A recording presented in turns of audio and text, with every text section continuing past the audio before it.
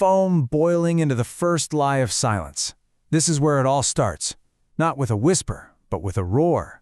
A violent, chaotic, beautiful eruption of everything, out of absolutely nothing. So, welcome to The Explainer. Today, we're talking about the howl of hydrogen. We're going to trace the entire 13.8 billion year story of how the universe's first, simplest element literally screamed itself into existence, and how, eventually, it became you. Okay, first up, we have to go back to the very beginning. We're talking about a sliver of time that's almost impossible to imagine. This wasn't some gentle sunrise, it was a detonation of reality itself. Before there was matter, before there was even light, there was this thing called inflation. In a fraction of a second, so small I can't even describe it, the entire universe expanded faster than the speed of light. And here's the wild part. Tiny random quantum jitters, these little wrinkles in space-time got stretched out into cosmic-sized structures. Those wrinkles, they were the blueprints for all the galaxies we see today. Mind-blowing, right? Now in this hot, dense soup, for every single particle of matter that popped into existence, an evil twin, a particle of antimatter, was also born. And whenever they touched, poof, they'd annihilate each other into pure energy. So, how are we here? How is anything here? Well, it turns out the game was rigged. For every billion pairs that wiped each other out, just one lonely particle of matter was left behind. You, me, this planet, the stars, we're all just the leftovers from that cosmic fight. So, after that initial craziness of creation and annihilation, things started to cool down a bit. And in that calm, the fundamental structures that would run the show for the next few billion years started to fall into place, guided by forces we can't even see. Just to give you a little roadmap of where we are, we just covered inflation, which was over in a flash. But it took another 380,000 years for the universe to cool down enough for the very first atoms to form.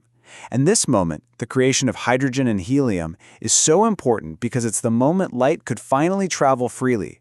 The universe was about to turn on the lights for the first time. And that first light, we can still see it. It's called the cosmic microwave background, or the CMB. It's the oldest light in the universe, the afterglow of the Big Bang itself. You can think of it as the universe's first ever baby picture. It's amazing we can literally look back in time and see the faint heat from the moment the universe finally became transparent. But what pulled all that leftover matter together? Well, gravity, of course, but the gravity of the stuff we can see just wasn't strong enough to do the job. It needed help. It turns out the universe is built on this huge, invisible skeleton of something called dark matter. This whispering scaffold created a vast cosmic web. And over millions of years, gravity patiently pulled all that hydrogen into the intersections of the web, tightening the knots where galaxies were destined to ignite. All right, now we get to the really fiery part of the story. Those giant clouds of hydrogen didn't just hang out. Nope. They became the cosmic furnaces where all the heavier elements, the stuff that makes up planets and people, would be forged for the very first time. As gravity kept crushing these hydrogen clouds tighter and tighter, the centers got unbelievably hot and dense. So hot that something incredible happened. Nuclear fusion kicked in.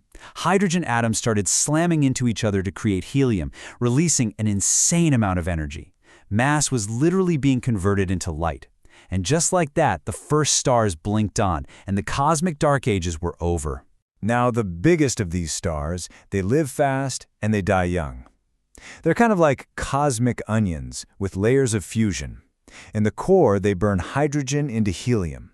Then they burn helium into carbon, the foundation of life. Then carbon into oxygen, oxygen into silicon, and finally silicon into iron. And that's it. Game over.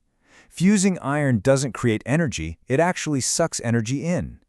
Iron is the ash at the heart of a star, the grave at its center. So with an iron core that can't pay its energy bills, the star's own gravity wins.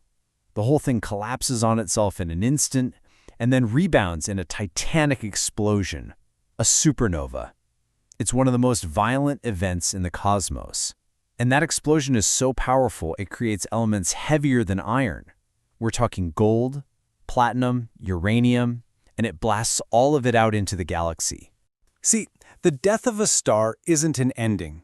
It's the critical ingredient for the next chapter.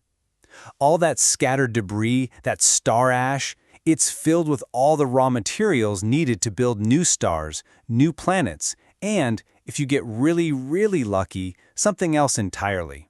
So for billions of years, this star ash swirled around, forming planets like our own. And in the warm, chemical-rich oceans, a new kind of complexity started to happen. At first, it was just simple molecules making sloppy copies of themselves. Then, for a billion years, tiny bacteria went to work, terraforming the whole planet, pumping our air full of that toxic, wonderful gas called oxygen. And only then did we get the explosion of complex life, this wild evolutionary jam session. And way, way later, a species that came up with a brand new tool for survival, telling stories. And this is so crucial to understand. Life didn't come from some perfect blueprint. It came from mistakes, from random glitches in replication that just happened to work a little better. Those useful errors got passed on. They became memory, written into the code of DNA. And that chain of inherited memory, that's lineage. That's evolution, right there in its raw, messy glory. Which brings us to right here, right now, to the final and most personal part of this whole story. Because this 13.8 billion year saga, it's not about something out there. It is quite literally the story of you. Let's just think about this for a second. The warmth of the sun on your face is the energy from a giant fusion reactor 93 million miles away. The oxygen you're breathing right now was put here by ancient bacteria, the ghosts of a world long gone. And the tiny electrical sparks firing in your brain, your very thoughts, are running on the same basic laws of physics that kicked off the entire universe. So when you trace it all back, that primordial hydrogen, the first and simplest stuff in the universe, eventually came together to become the water in your body. The carbon, forged and dreamed up in the heart of a dying star, became the perfect building block for complex life. It became your brain. And the iron, that dead-end ash that signaled a star's death, was recycled to become the very molecule that carries oxygen through your veins, giving you life. The death of a star is literally in your blood. So you know when people say we are made of stardust, it's not just some nice poetic idea. It is the literal truth. But we're more than that. We are the part of the universe that has finally woken up. We are matter that has become complex enough to look back at the stars and understand its own origin story. That same creative, chaotic, uncertain energy that sparked the Big Bang is still unfolding, right now, inside of you.